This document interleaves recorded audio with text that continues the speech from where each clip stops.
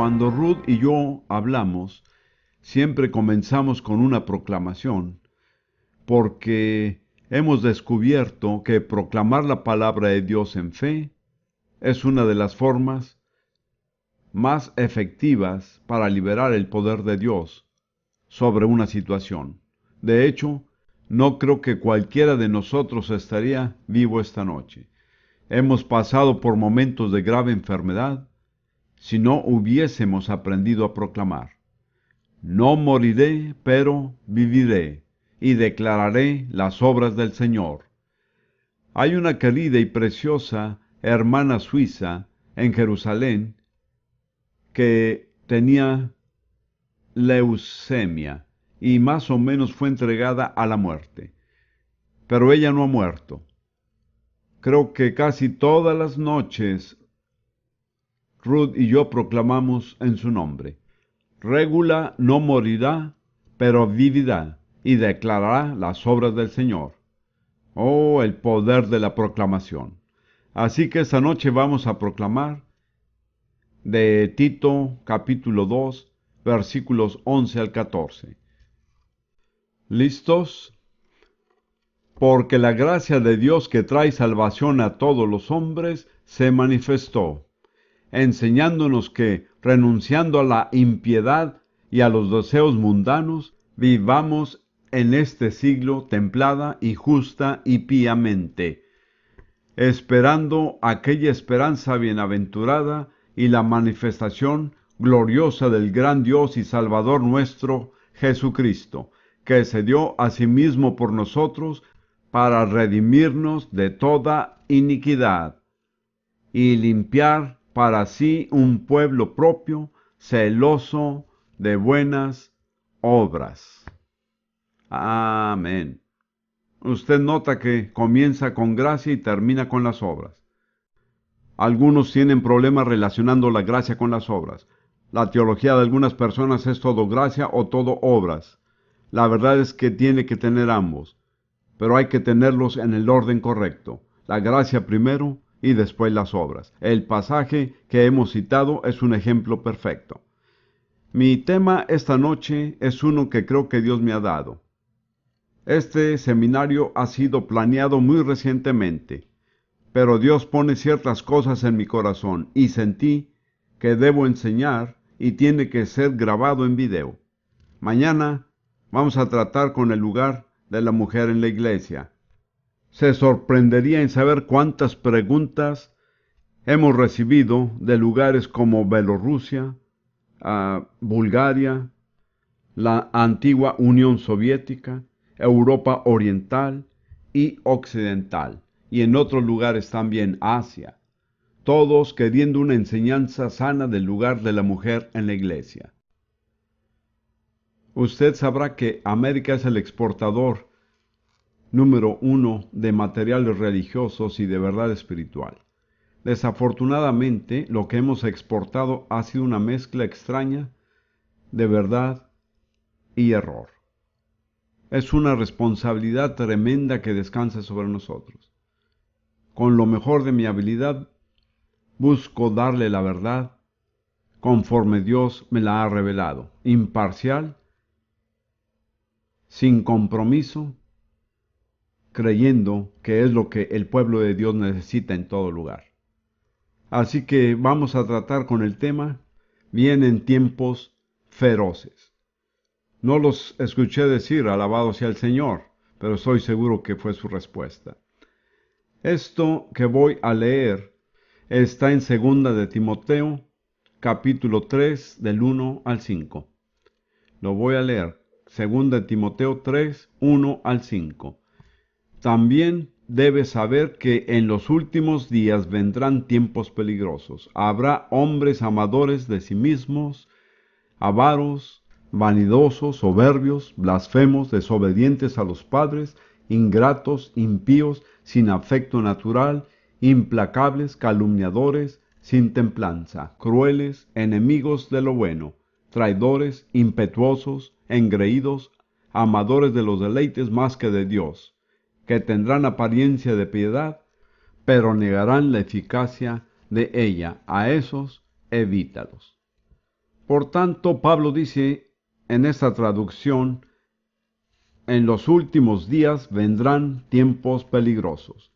Ahora, la palabra griega que se traduce como peligroso solo ocurre en otro lugar en el Nuevo Testamento, que es en Mateo 8, versículo 28, que describe un encuentro de Jesús con dos endemoniados.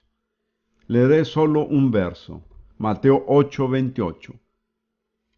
Cuando Jesús llegó al otro lado, a la tierra de los Gadarenos, vinieron a su encuentro dos endemoniados, que salían de los sepulcros, feroces en gran manera, tanto que nadie podía pasar por aquel camino. Ese es el otro lugar donde esa palabra es usada, es traducida feroz. Yo siento que feroz representa mejor lo que Dios está diciendo de peligroso. La Nueva Versión Internacional traduce terrible. Por tanto, estamos dirigidos hacia tiempos que serán feroces y terribles. Deberíamos afrontar el hecho porque es un hecho notable que en este pasaje Pablo comienza diciendo a Timoteo, debes saber. No recuerdo ningún otro pasaje en las Escrituras de Pablo donde él puso tanto énfasis en el hecho de estar absolutamente seguro de lo que él decía. Puedes estar absolutamente seguro de esto, Timoteo. En los últimos días vienen tiempos feroces. ¿Por qué él puso énfasis ahí? Yo supongo que él sabía algo de la naturaleza humana. La gente realmente no quiere escuchar esta clase de mensaje. Prefieren no escuchar que vienen tiempos feroces. Prefieren pensar en alguna teología o interpretación de profecía que no tiene lugar para eso. Pero la verdad del asunto es que vienen tiempos feroces. De hecho, creo en cierta medida que ya está aquí. Alrededor de 1991, Rudy y yo tomamos un año sabático que no se realizó como pensábamos. Pero el Señor no solo habló con nosotros, sino que trató con nosotros, salvó mi vida de una condición cardíaca muy seria.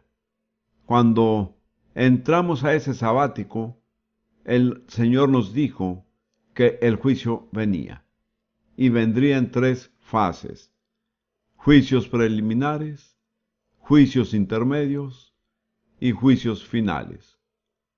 Yo creo que hemos entrado en los juicios preliminares, pero eso es solo el principio. Me pregunto si usted cree que Dios va a juzgar a hombres y mujeres.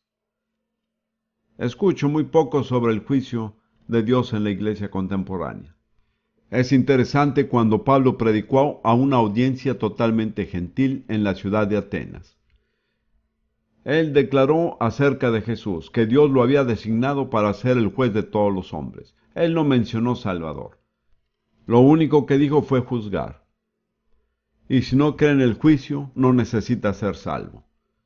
Porque ser salvo es ser salvos del juicio. Quisiera brevemente analizar lo que Pablo dice aquí de estos tiempos feroces. Quiero señalar tres aspectos de esta verdad. Deseo que mientras hago esto tendrá que decirse, esto es absolutamente verdad. Ese es el análisis correcto. Lo que escucho en la televisión o la radio, lo que leo en los periódicos, está todo mezclado. Pero lo que escucho a través de Pablo es la pura verdad, no distorsionada. Y es un análisis correcto. Pablo analiza por qué vienen tiempos feroces. Él dice tres cosas, las cuales voy a poner en orden. En primer lugar, la causa básica de los tiempos feroces es la degeneración del carácter humano. Déjeme decir esto otra vez. La causa básica, la raíz del problema, es la degeneración del carácter humano. No le eche la culpa al gobierno. No le eche la culpa a cierta nacionalidad o cierto grupo religioso o a la gente mala que va haciendo toda clase de cosas malas. Eso no es la causa primordial. La causa primordial es la degeneración del carácter humano. Pablo enumera 18 horribles manchas morales y éticas que marcarán visiblemente a las personas al acercarnos a la etapa final. No voy a volver a leer toda la lista, pero le sugiero que tome un tiempo a solas para leer toda esta lista y marcar cada uno que aplica a las personas que nos rodean y tal vez para algunos de nosotros ahora mismo, este día. Creo que usted encontrará esta lista maravillosamente exacta. La segunda cosa que quiero señalar es un principio. La corrupción es irreversible. Permítame decirlo otra vez. La corrupción es irreversible. Cuando la corrupción se mueve en algo, se apodera de algo o trabaja en algo, es irreversible. Esta no puede retroceder. Tomemos un ejemplo sencillo como un melocotón o una pera. Usted tiene este hermoso melocotón con su agradable, ¿cómo le diré? Su suave pelusa. Usted sabe que es casi como un terciopelo que quisiera tocar con la mano con hermosos tonos de rosa y oro. Ahí está. Es maravilloso. Solo déjelo así durante una semana. Regrese y estará amarillo, arrugado y poco atractivo. ¿Por qué? Porque hubo corrupción en él. Y una vez que la corrupción entra en una cosa, es irreversible. No hay ninguna manera de hacerlo retroceder. Puede posponerlo, puede retrasarlo, puede tomar el melocotón, ponerlo en el refrigerador y al final de una semana puede sacarlo viéndose más o menos tan bien como parecía al principio. Pero no ha cambiado la corrupción que hay en él. Tarde o temprano, la corrupción va a tomar su curso. Ahora pienso que algunas clases de religiones morales son como el refrigerador. Puede poner a una persona en un refrigerador que probablemente tiene más o menos un punto de comparación.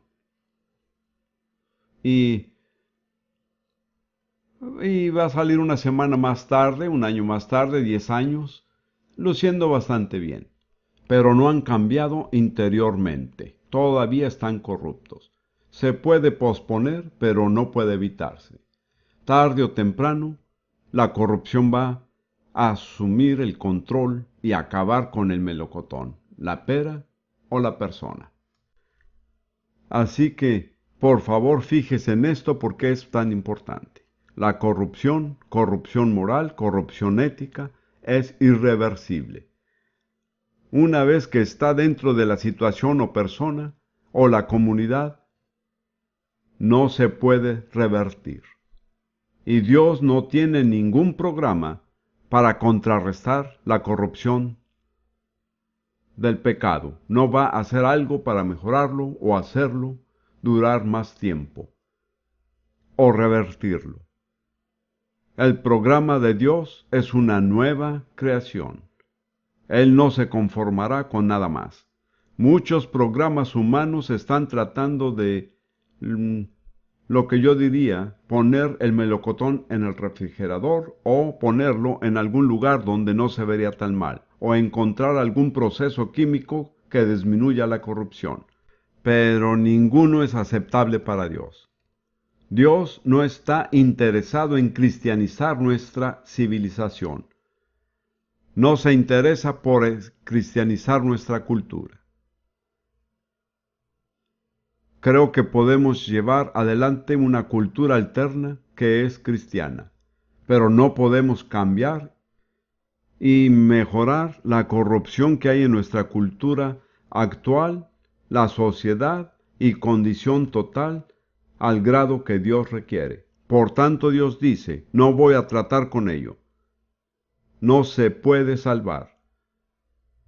Todo lo que voy a hacer es producir algo totalmente nuevo. Hay 3 escrituras acerca de esto. 2 Corintios 5, 17. Y dice: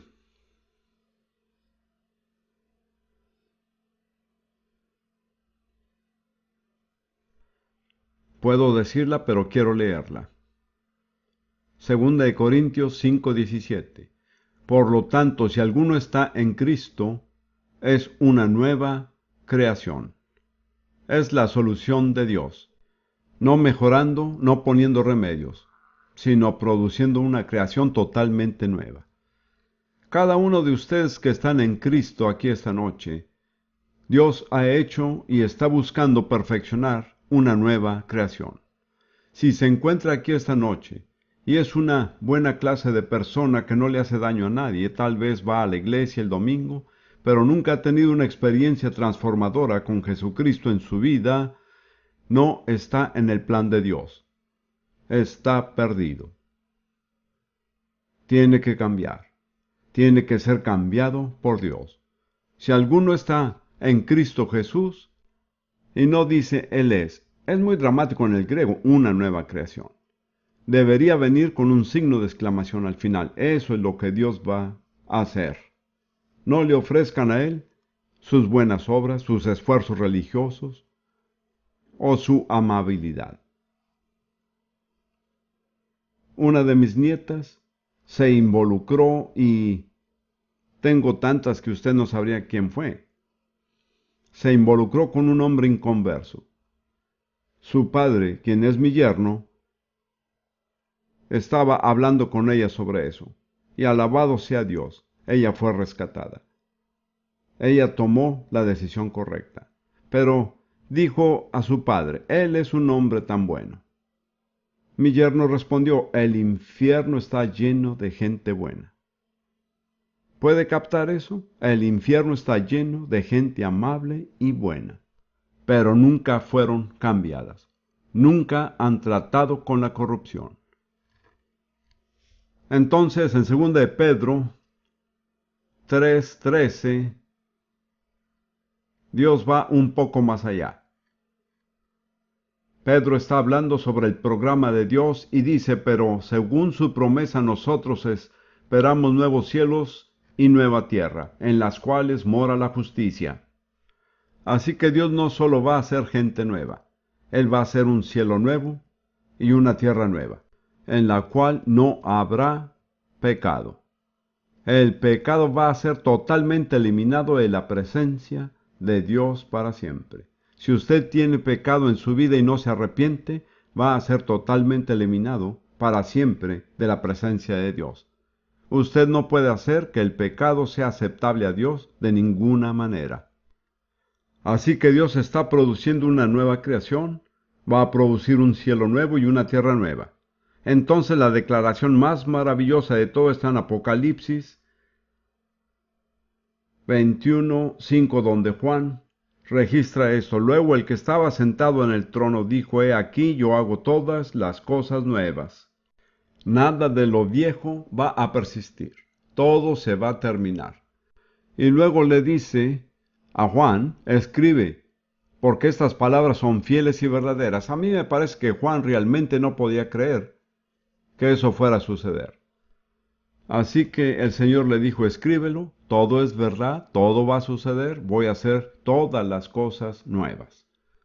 No quedará corrupción alguna, ninguna mancha de pecado, ninguna mancha, ni siquiera alguna conciencia de culpa.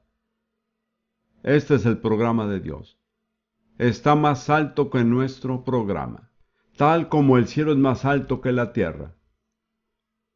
Por tanto, este es el segundo principio. La corrupción es irreversible. Es irreversible en nuestra sociedad, es irreversible en esta nación, es irreversible en todo el mundo. Es difícil reconocer este hecho, pero cuando pueda verlo y ver la alternativa, su corazón cantará de gozo. Ahora, El tercer principio es el más importante de todos. Les voy a repetir los primeros dos. La causa básica de estos tiempos terribles, de estos tiempos feroces, es la degeneración del carácter humano. Cualquier solución que pasa por alto esto, fallará. Cualquier solución que no trata con el carácter humano está condenada al fracaso. El segundo principio, la corrupción es irreversible. La corrupción física, corrupción moral, corrupción ética, es irreversible. Así que Dios no va a tratar con eso, no va a ponerle parches ni mejorarlo. Él va a deshacerse de eso y producir una nueva creación. Ahora, este es el más importante, especialmente para los que clamamos ser seguidores de Cristo Jesús. La raíz de la corrupción, la raíz de la decadencia moral, se declara en la primera palabra: amor a sí mismo. Esta es la raíz por la cual las otras malas características fueron desarrolladas.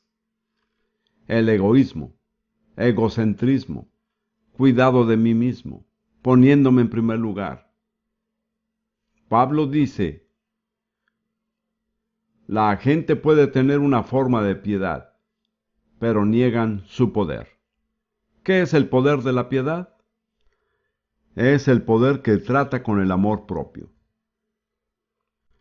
Muchos de ustedes son, como quieran llamarlos, pentecostales, carismáticos, lo que sea. Usted se inclinaría a decir que el poder es el bautismo del Espíritu Santo, el hablar en lenguas, milagros, sanidades, pero no. Gracias a Dios por estas cosas. Pero el único poder que es relevante aquí es el poder que puede cambiar a una persona egoísta, egocéntrica, a una persona que sea amorosa, extrovertida y cuidadosa. Si no tenemos eso, podemos tener todas las otras cosas, las lenguas, milagros, profecías, pero estamos negando el poder de la piedad.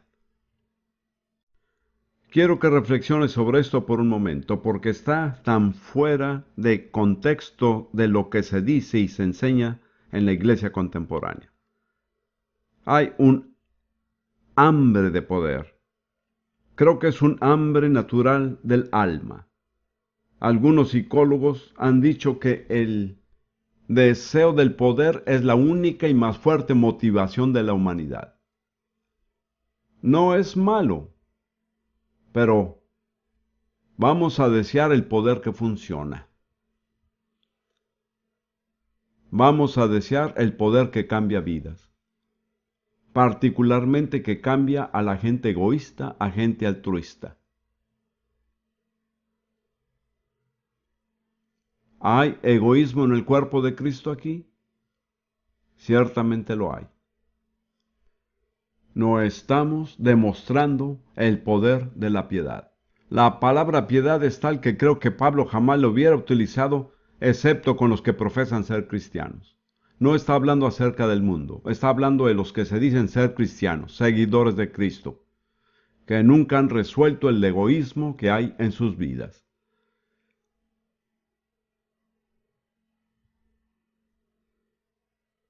¿Sabe lo que quiero? Orar ahora mismo. Dios, líbrame del egoísmo. Yo crecí siendo hijo único, sin hermanos o hermanas.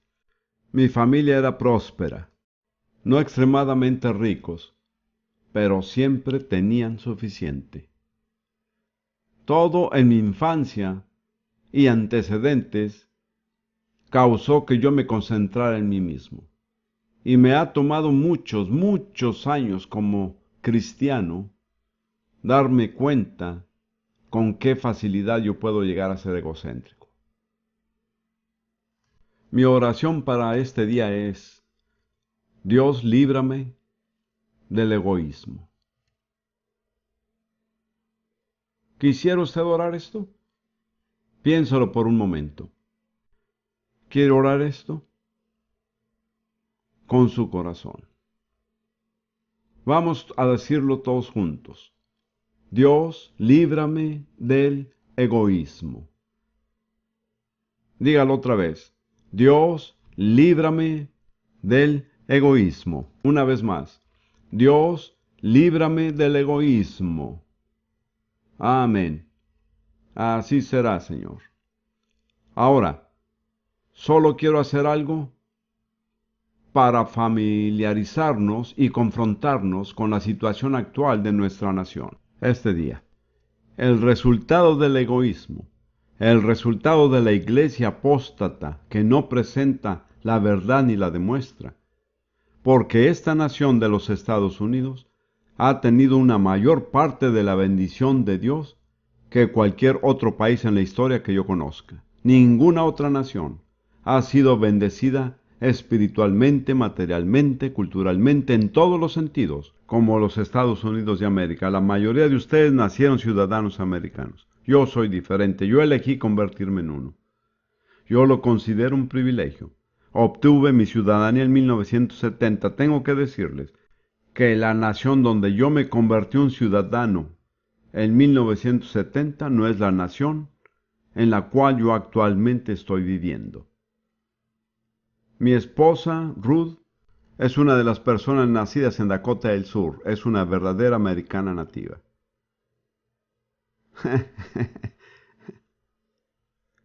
Solo en cierto sentido. Y me dice cuando regresamos de viajes del extranjero, este es el país donde yo crecí. Ha cambiado por completo. Yo tendría que decir lo mismo sobre el país en el cual crecí, Gran Bretaña. La gente cuya memoria no se remonta a la Segunda Guerra Mundial, no hay manera de decirles cómo era. No era perfecta, había un montón de errores y muchas cosas malas, pero fue totalmente diferente. En Gran Bretaña, antes de la Segunda Guerra Mundial, una mujer podía caminar sola, de día o de noche, en cualquier ciudad de Gran Bretaña sin ningún temor. Ahora, permítame darle varias estadísticas. No soy el mejor estadista. Estos fueron tomados de un reporte en las noticias estadounidenses y reporte mundial, que es básicamente una fuente confiable. Este reporte ha sido titulado Un día en América. Un día en América. Está hablando particularmente de lo que les pasa a los adultos jóvenes, porque acuérdese de que las personas jóvenes son el futuro de esta nación. Estos son los detalles. En un día, 2.753 adolescentes quedaron embarazadas. 1.099 adolescentes tuvieron abortos. 367 adolescentes tuvieron abortos involuntarios. 1.287 adolescentes dan a luz. 666 bebés son nacidos a mujeres que han tenido cuidados prenatales inadecuados. 72 bebés mueren antes del primer mes de vida, eso es todos los días. 110 bebés mueren antes de cumplir el primer año. Todos los días 9 niños mueren por heridas de balas. 5 adolescentes se suicidan. 609 adolescentes contraen gonorrea o la sífilis. 988 niños son abusados. 3.288 niños huyen de sus hogares. 49.322 niños están en instituciones públicas para correccionales de menores. 2.269 niños ilegítimos nacen. 2.989 niños ven a sus padres divorciarse todos los días en América. ¿A nosotros nos importa eso? ¿Nuestra fe tiene algo que decir a eso o es solo algo que pertenece a otro mundo? Doy gracias a Dios que hay una breve frase en la Biblia y se encuentra de vez en cuando que dice pero Dios. Gracias a Dios que hay un pero Dios. La situación es atroz, pero Dios no ha cerrado su negocio. En su misericordia, Él no se ha lavado sus manos de América o las otras naciones occidentales y ha dicho, les dejaré solos. Han ido demasiado lejos. Han traspasado demasiado mi gracia. Él no ha dicho eso. Hay una escritura en Isaías que me gusta mucho. Isaías 59, versículo 19.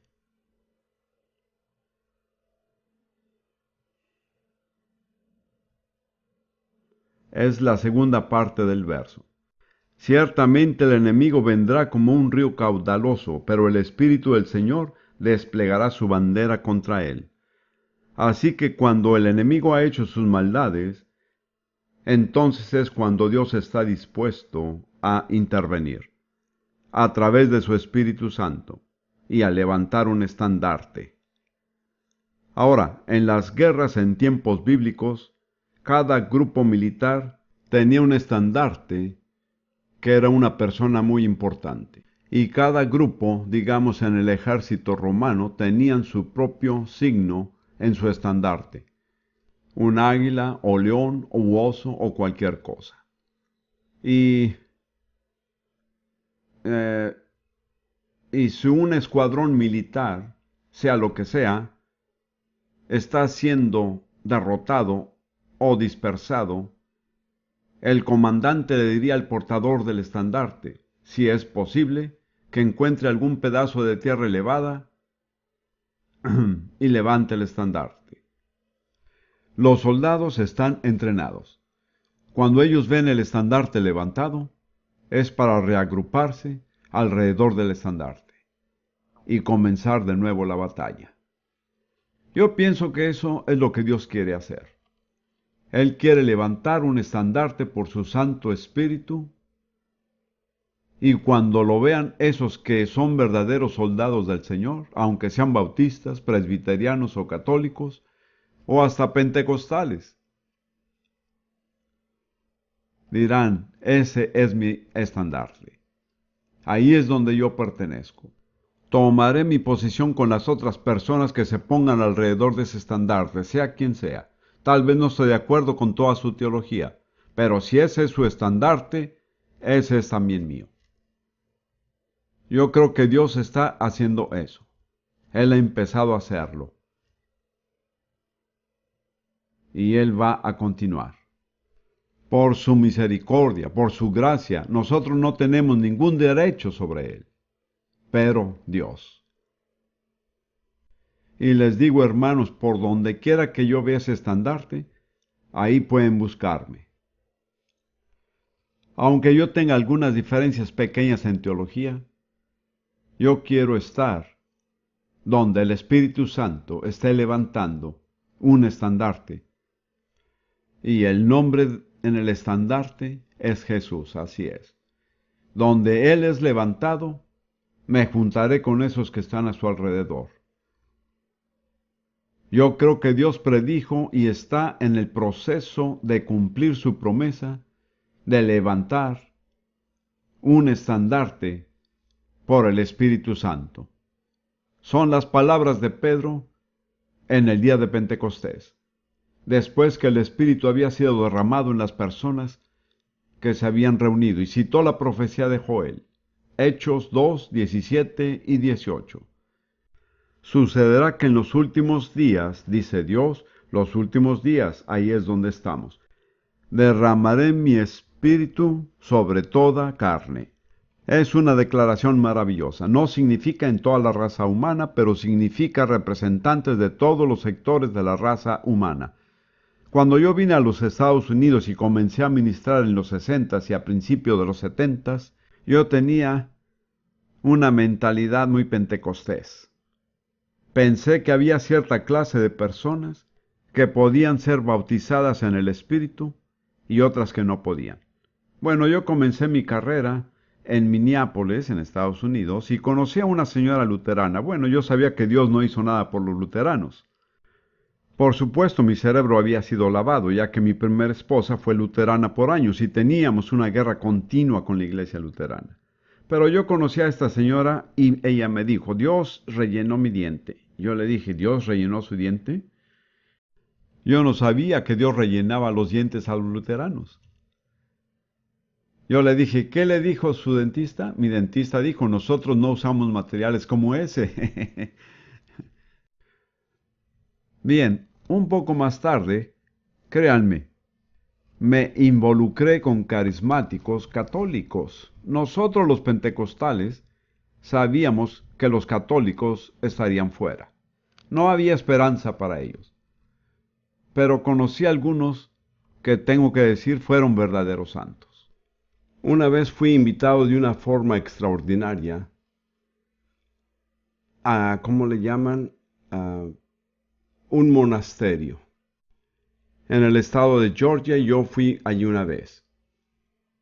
Fui invitado a enseñar sobre la liberación. Los pentecostales no querían oír, los católicos querían oírlo todo.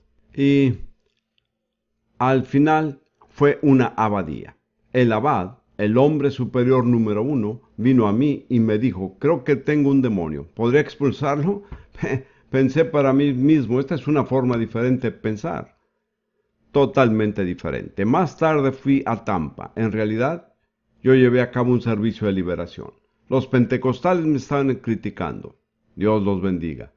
Un cura católico vino a mí y me dijo, todo está en nuestra liturgia. Él me mostró, yo dije, eso es lo que estoy haciendo. ¿Cómo lo descubrieron? Así que no sean muy selectivos de la gente alrededor del estandarte. Si ese es su estandarte, es de ustedes y mío también. Si el Espíritu Santo no levanta el estandarte, no será levantado.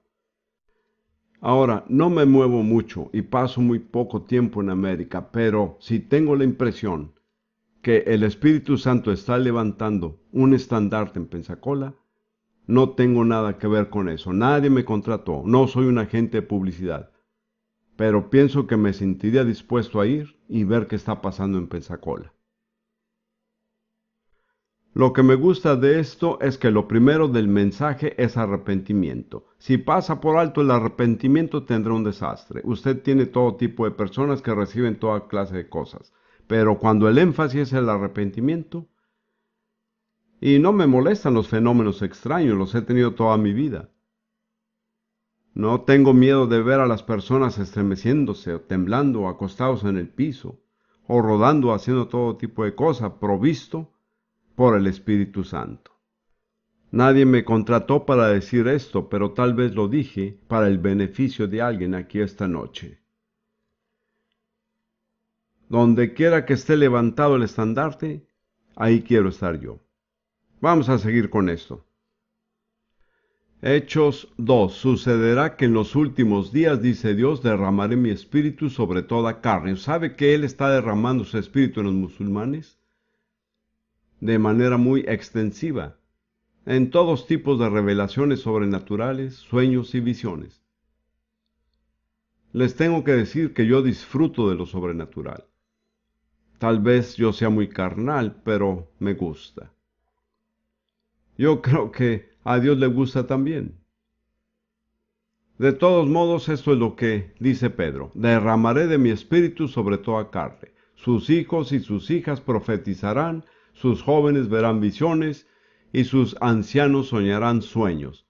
De cierto, sobre mis siervos y mis siervas en aquellos días derramaré de mi espíritu y profetizarán. Es el Espíritu Santo que está levantando un estandarte. Note que el énfasis está en los jóvenes, en sus hijos, sus hijas, sus jóvenes, sus siervos. Así que tenga en cuenta que esto es lo que necesitamos. ¿Cómo vamos a lograrlo? Bueno, la verdad es que no podemos decirle a Dios lo que tiene que hacer. Él hace cosas sorprendentes.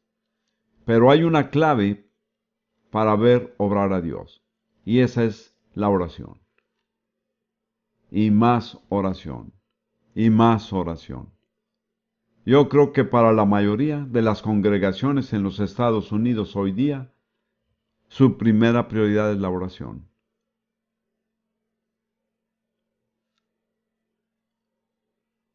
Yo tuve un amigo pastor y él estaba hablando de darle a la gente cosas que hacer.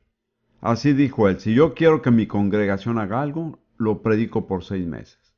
Al final de ese tiempo, ellos creen que lo pensaron por sí mismos. Así que esta es una palabra de sugerencia a los pastores y líderes. Si usted quiere que su gente ore, primero comience a orar usted. Después, predíquelo y predíquelo y predíquelo. La situación en esta nación es tal que la reunión más importante en cualquier congregación debe de ser la reunión de oración. Tenga una reunión de oración el domingo en la mañana. Estas son ideas al azar que me vienen mientras le hablo.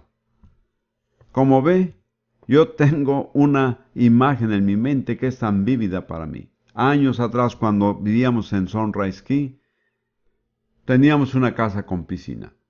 Un día, una parte de mi familia vino para compartir un tiempo. El hijo menor, quien es mi nieto, era como de 4 años de edad en ese entonces, y corría alrededor de la piscina y cayó adentro. Bueno, alguien lo sacó, y él se paró enfrente de nosotros empapado en agua, y dijo indignadamente, «Alguien haga algo». Como que yo siento decirle eso a la iglesia, «Alguien haga algo, hagan algo, haga algo». No solamente se siente, no sean solamente buenos asistentes los domingos. La crisis es mucho más grave que cualquier cosa que se pueda hacer para ayudar. Ahora, en respuesta a lo que he estado diciendo, quiero hacer esta pregunta, no sé si tengamos tiempo. ¿Cómo debe ser nuestra conducta? ¿Cómo debemos responder a esta situación? Yo pienso que mi primera recomendación les va a sorprender, pero reconozca que todas estas cosas acerca de lo que hemos estado hablando confirman la fiabilidad de la Escritura. Todos están claramente predichos en ella. Así que cuando suceden, en cierto sentido, deberíamos decir gracias a Dios que la Biblia es verdad, porque si no suceden, la Biblia no sería fiable. Tal vez no puede disfrutarlos, yo no los disfruto, pero tenga en cuenta que confirman la exactitud de la Escritura. Segundo, cada uno de nosotros necesita tratar personalmente con la raíz del problema, que es el egoísmo. Así es. Como he dicho, esta es la demostración del poder de la piedad, algo que puede cambiar a la gente egoísta en gente altruista, amorosas y sacrificadas. Usted y yo necesitamos experimentar ese cambio. Vea, esto no es una versión especial del cristianismo, es solo regresar a la versión original. Mateo 16, 24 y 25. Entonces Jesús dijo a sus discípulos, si alguno quiere venir en pos de mí, niéguese a sí mismo, y tome su cruz, y sígame. Para mí la definición más simple de un cristiano es alguien que sigue a Jesús. Pero hay dos precondiciones. Usted no puede seguir a Jesús hasta que haya hecho estas dos cosas, que son negarse a sí mismo y levantar su cruz. Usted puede tratar de seguir a Jesús, pero no puede lograrlo. Él lo descartó. Es imposible. ¿Qué quiere decir negarse a sí mismo? Es tratar con el egoísmo. Su yo le dice, yo quiero, me gusta, yo pienso, ayúdame, ore por mí, sáneme. Y usted dice, cállese. Yo no te estoy escuchando. Yo estoy escuchando lo que Jesús dice. Estoy escuchando lo que el Espíritu Santo dice. Sabe que estando en el ministerio yo recibo muchas personas dramáticas. Yo tuve una el otro día. Personas cuyas vidas están en desastre. Todo les ha salido mal. Sus finanzas, su cuerpo físico, relaciones. Y pienso, querido Dios, ¿qué puedo hacer yo? Le diré que en la mayoría de los casos son muy centrados en sí mismos. Soy yo, mis problemas, mi dolor. Y yo le digo a la gente a veces, escuchen, dejen de enfocarse en el problema y enfóquense en el Señor. No hay solución mientras ustedes se enfocan en su problema.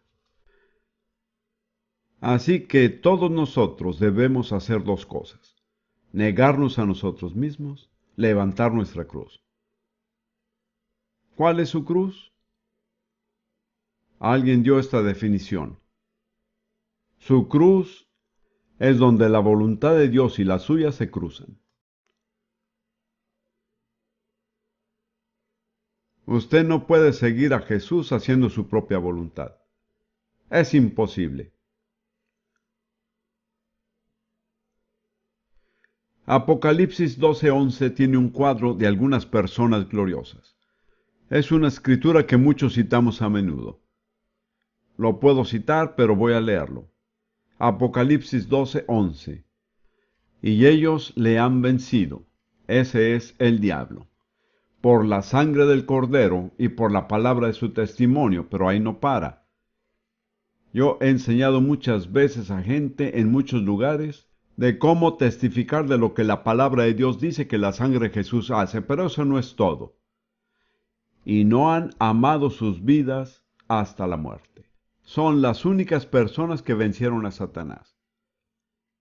Satanás no le tiene miedo a nuestra teología. Él le tiene miedo a nuestro compromiso. Los cristianos comprometidos le hacen temblar. ¿Qué quiere decir el estar comprometido? Negarse a sí mismo y tomar su cruz. La cruz es el lugar de ejecución. No era mi intención decir esto, pero yo estaba escribiendo una carta de enseñanza y aún está fresca en mi mente. Años atrás, si puede creer que la gente estaba viva, cuando yo era joven. Bastante joven. En los años 50. Solía predicar en el centro de Londres, en un lugar llamado la Esquina de los Oradores, donde cualquiera podía ir y decir cualquier cosa siempre y cuando no atacaran a la familia real. Esto era el único límite. Prediqué allí 3 veces por semana durante 8 años. En medio de ese período tuve un sueño muy vívido. En este sueño vi a un hombre predicando, así como en la Esquina de los Oradores, con una muchedumbre alrededor de él. Pensé que lo que decía estaba bien, pero cuando le miré más de cerca dije a mí mismo, pero no me gusta su apariencia. De alguna manera su cuerpo está torcido y parece tener un pie plano. Bien, pensé que es un sueño extraño, pero no me molesté. Como una semana después tuve el mismo sueño. Por tanto me dije, Dios está tratando de decirme algo. Así que oré, Dios, ¿qué de este hombre? Es bastante bien lo que está diciendo, pero no me gusta cómo luce. ¿Quién es él? ¿Qué cree que dijo el Señor? Tú eres ese hombre. Y me llevó a pensar profundamente e investigar en el Nuevo Testamento. En esa temporada era tiempo de Pascua, y yo estaba meditando en la crucifixión. Y tenía este cuadro mental mientras caminaba alrededor de la colina del Calvario con 3 cruces. Pero la cruz central era más alta que las otras 2. El Espíritu Santo tuvo una pequeña conversación conmigo y dijo, ¿para quién fue hecha la cruz central? Y me dijo, ten cuidado antes de contestar. Así que lo pensé bastante y dije, fue hecho para Barrabás. Pero al último momento Jesús tomó su lugar. Por tanto, el Espíritu Santo dijo, pensé que Jesús tomó su lugar. Y dije, sí, Él lo hizo. Y el Espíritu Santo dijo, entonces tú debes ser Barrabás. Y yo tuve una revelación la cual nunca discuto, pero de repente vi cuán totalmente corrupto era toda mi naturaleza. No había nada en mí que era puro o bueno o mereciendo el favor de Dios. Y vi que solo había un remedio, la ejecución. Adquirí una pequeña frase, la solución de Dios es la ejecución.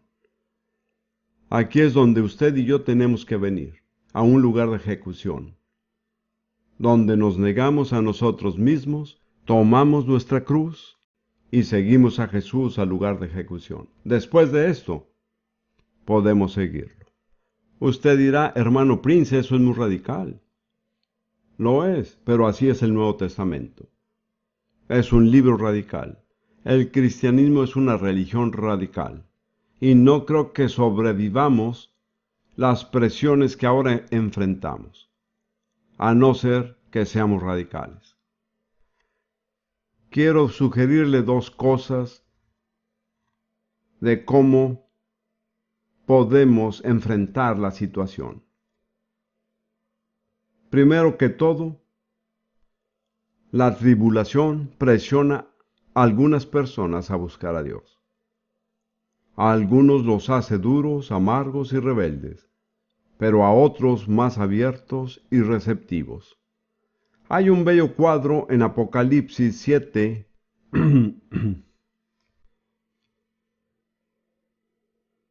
versículo 9. Juan está hablando y dice: Después de esto miré, y he aquí una gran multitud, la cual nadie podía contar, de todas naciones y tribus y pueblos y lenguas, que estaban delante del trono y en la presencia del Cordero, vestidos de ropas blancas y con palmas en las manos, y clamaban a gran voz diciendo: La salvación pertenece a nuestro Dios, que está sentado en el trono, y al Cordero. Entonces uno de los ancianos dijo a Juan: ¿Quiénes son estos? Juan dijo: No sé, vas a tener que decirme. En el versículo 14, el anciano respondió: Estos son los que han venido. En el griego dice los que han de venir. Juan realmente los vio fluyendo, más y más y más, de grande tribulación, y han lavado sus ropas, y las han blanqueado en la sangre del Cordero. Ha de venir una gran tribulación. No está aquí aún, pero viene. Una de las cosas que van a suceder en esa tribulación es que una gran multitud que ningún hombre puede enumerar se convertirá al Señor. Además, si usted acepta mi pequeña teoría profética, la gente que los llevará al Señor serán los 144,000 israelitas que creyeron en el Mesías. Dios los enviará a todas las naciones. Ganarán para el Señor innumerables millones de personas. Pero la gente no vendrá hasta que la opresión de la tribulación esté en ellos. Así que uno de los propósitos de Dios en enviar la tribulación es que la gente se convierta a Él y se den cuenta de su necesidad desesperada. Lucas nos dice en el capítulo 21, versículo 26, desmayándose los hombres por el temor y la expectación de las cosas que sobrevendrán en la tierra. Es ahí cuando es necesario poder decirles la verdad, cuando están desesperados, cuando les fallan sus corazones. En Hebreos 12 dice: Yo haré temblar no solo la tierra, sino también el cielo. Pero él dice: recibimos un reino que es inconmovible. En ese tiempo el reino inconmovible será demostrado, porque será la única cosa que no se mueve. Muchos volverán y dirán: yo necesito eso. Permítame hacer una pregunta. ¿Está usted en el reino inconmovible? ¿Está usted en el reino inconmovible? Eso es lo que va a funcionar. Jesús dijo: si usted quiere seguirle, tiene que perder su vida. Literalmente su alma. ¿Está dispuesto a dejar ir su propio yo para perder su alma? No necesariamente a morir, pero decirle a su yo egoísta, su ambición, su avaricia, su alma egoísta: está en la cruz, no tiene más poder sobre sí mismo.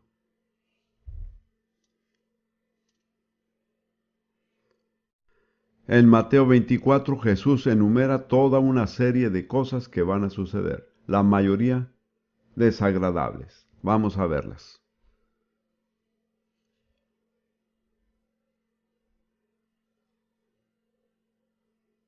Habla sobre el principio de dolores de parto, el nacimiento del reino de Dios. Dice en el versículo 9: entonces os entregarán a tribulación y os matarán y seréis aborrecidos de todas las gentes por causa de mi nombre. Muchos creyentes tropezarán entonces y se entregarán unos a otros, y unos a otros se aborrecerán. y muchos falsos profetas se levantarán y engañarán a muchos. Y por haberse multiplicado la maldad, el amor de muchos cristianos se enfriará. Mas el que persevere hasta el fin, éste será salvo. Ahora, la respuesta natural sería: bien, Señor, muéstrame dónde esconderme, quiero irme lejos, quiero estar en un lugar seguro. Pero lo maravilloso es que Jesús continúa diciendo: y este evangelio del reino será predicado en todo el mundo para testimonio a todas las naciones, y entonces vendrá el fin. ¿Cuándo? En medio de todos los desastres, cuando las opresiones sean mayores, cuando la oposición es la más fuerte, el pueblo de Dios va a proclamar el evangelio del reino a todas las naciones en todo el mundo. Como ve, va a tomar un diferente tipo de persona de lo que muchos de nosotros estamos acostumbrados a pensar. La era final va a poner de manifiesto a una nueva clase de gente, no nuevo en el sentido que nunca había estado ahí, porque han estado ahí a través de la historia. Pero van a sacar una nueva oleada de hombres y mujeres, y principalmente jóvenes, que estarán totalmente entregados a Jesús. No tendrán otro objetivo o ambición. Yo estuve involucrado con gente de Jesús en 1960 y los 70.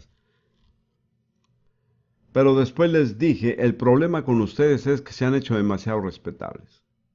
Años atrás, y tener que ir a Montana. Solo se subía a un auto y se iba. No se preocupaba si había suficiente gasolina o si había suficiente dinero. Ahora se han hecho respetables. Van a la iglesia y no son tan útiles para Dios como deberían de ser. Dios está buscando fanáticos de la clase correcta. Alguien definió a un fanático como a alguien que ama a Jesús más que usted. En Mateo 5:16, Jesús habla a sus discípulos y dice: así alumbre vuestra luz, para que vean vuestras buenas obras y glorifiquen a vuestro Padre que está en los cielos. Su luz brilla a través de sus buenas obras, a través de cosas que usted hace, no a través de cosas que se dicen, o los sermones que predicamos, pero a través de las cosas que hacemos. Yo quiero suplicar por un tipo en particular de buena obra. En Santiago 1:27, uno de los versos más descuidados del Nuevo Testamento. Santiago 1:27. Dice: la religión pura y sin mácula delante de Dios y Padre es esta: visitar o cuidar a los huérfanos y a las viudas en sus tribulaciones, y guardarse sin mancha de este mundo. ¿Cuál es la primera demostración de una religión pura? Cuidar a los huérfanos y a las viudas. ¿Cuántos cristianos contemporáneos le presta atención alguna a ese versículo? He estado leyendo recientemente en los profetas, especialmente Jeremías y Ezequiel, y me ha impresionado una y otra vez la preocupación de Dios por los huérfanos. Cuando Él lista los pecados de su pueblo, Él enumera idolatría y adulterio, y no cuidar a los huérfanos. En otras palabras, en las normas de Dios, no cuidar a los huérfanos cae en la misma categoría que la idolatría y el adulterio. Cuando Santiago puso este versículo en el Nuevo Testamento, simplemente transmitía la enseñanza completa del Antiguo Testamento. La religión pura y sin mácula delante de Dios es cuidar a los huérfanos y las viudas y guardarse sin mancha de este mundo. Yo solo quiero sugerirle que tenemos que hacer algo. Permítame darles una estadística sorprendente y aterradora. Se estima que para el año 2000, que solo sería en 3 años más, habrá 10 millones de huérfanos de SIDA en África solamente. ¿Oyó esto? 10 millones de huérfanos del SIDA. África no será la peor. Asia, por último, será aún peor. Entonces, ¿qué haremos? ¿Decir esto es muy malo? ¿Me alegro de no estar en África? Pues no tiene usted que ir a África porque hay niños necesitados muy cerca de usted. ¿Ha considerado alguna vez su responsabilidad de hacer algo por los niños huérfanos? Ahora, no quiero presumir, pero tengo que decir entre nosotros que Ruth y yo hemos aceptado la responsabilidad por 12 niños sin padre. Son nuestra familia. No siempre ha sido fácil. Cuando usted adopta a un niño, usted también adopta problemas de otros. De lo contrario, el niño no necesitaría ser adoptado. Pero he de decir, oh Dios, estoy tan contento, que lo hicimos. Hemos tenido nuestras desilusiones y nuestras luchas. Ruth ha empapado la almohada con lágrimas muchas veces sobre su hijo adoptivo, judío, Pablo. Pero en los últimos 4 años, después de 20 años como un alcohólico de la calle, se volvió a Dios y está totalmente restaurado.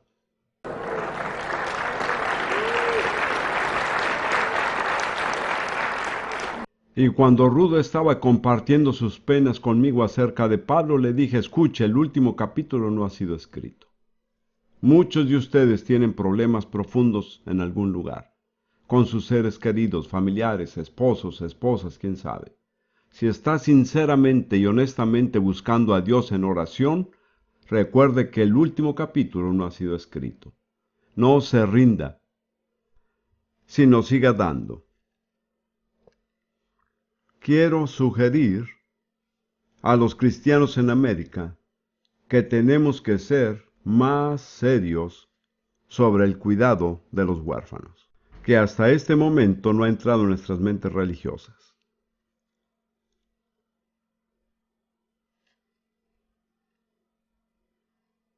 Solía decir que si cada familia cristiana en los Estados Unidos adoptara a un niño sin padre, piense en la inmensidad de sufrimiento del cual la gente se libraría. Ahora sé que a causa del aborto ya no es fácil adoptar a niños, aunque niños discapacitados o de raza mezclada están probablemente disponibles.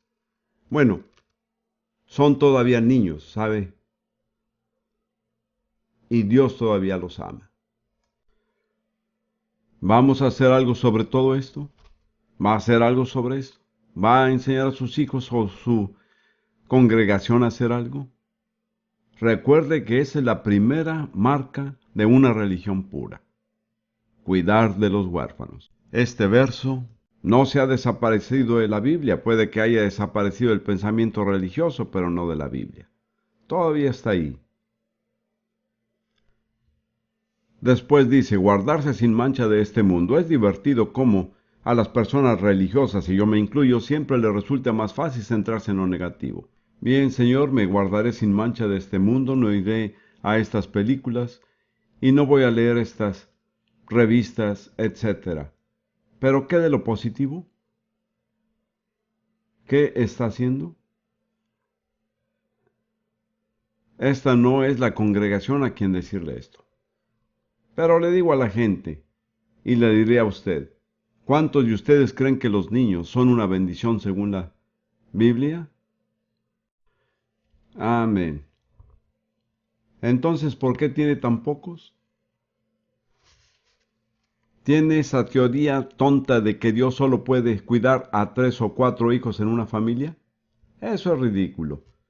Una de mis hijas adoptada es casada con un hombre que es un ministro. Él tuvo 6 niños con su primera esposa y tiene 5 con su segunda, por lo que tienen 11 niños. Nunca han sido muy ricos, pero nunca se han muerto de hambre. A ellos nunca les ha faltado, y de sus 6 hijos, 5 están en el ministerio de tiempo completo. No ha sido fácil, pero ¿quién le dijo a usted que la vida cristiana sería fácil?